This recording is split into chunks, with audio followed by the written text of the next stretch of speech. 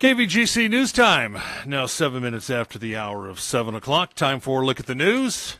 It is a Thursday. It's the first day of August for 2019.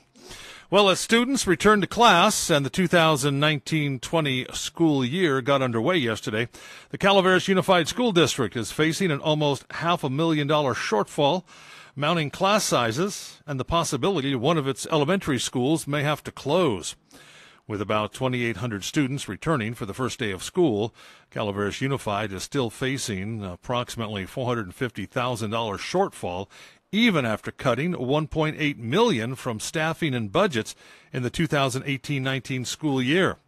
The county office has conditionally approved the 2019-20 budget with the stipulation the district must submit a budget reduction plan showing $450,000 in cuts. One option would be the closing of Railroad Flat Elementary School, a K-6 school that serves 46 students. Closing the campus would save approximately $100,000 to $150,000, but there are unknown variables about where students would go to and if that would dramatically affect class size at other schools.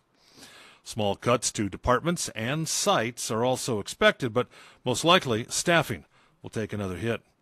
For the 2019-20 school year, the Calaveras Unified has a total revenue of approximately $31.8 million and expenditures of approximately $32.3 million. District-wide enrollment on Wednesday was at 2,790 students, about 20 above where the district finished last year. Amador and Calaveras emergency crews responded to reports of two swimmers requiring a water rescue in the McCollummy River off Electra Road Tuesday afternoon. The pair were stuck on the Calaveras side of the river, about a quarter mile from the Electra powerhouse. First responders able to assist the male and female from the river without incident. Now, responders included Calaveras Sheriff, Amador County Sheriff, Jackson Fire Department, Amador Fire Protection, and CAL FIRE. Authorities say this is a good reminder. Water levels fluctuate, are swift moving, and temperatures are cold. Always use a flotation device. Use extreme caution. And Governor Newsom spoke to the press yesterday, updating the state's efforts with wildfire prevention. The governor says that 33 of 35 forest thinning projects are on pace for completion by year's end after he eased environmental laws. The projects are designed to slow the spread of wildfires near more than 200 communities in fire-prone areas. The governor also announced that this year the state will hire nearly 400 additional seasonal firefighters. Most will be used to add a fourth crew member on CAL FIRE engines, while 24 will supervise firefighting crews made up of members of the California National Guard. Forest thinning projects are also in full swing in both Amador and Calaveras counties and will continue well into the fall. And contractors working for the city of Jackson paving a portion of Hoffman Street today in the vicinity of Jackson Junior High School from 7 to 5. The work requires a through traffic closure of Hoffman between Argonaut Lane and Walnut Street. Vehicle traffic will be required to use alternate routes when accessing the area. Now, residents can still access and exit using Walnut and Hill Street.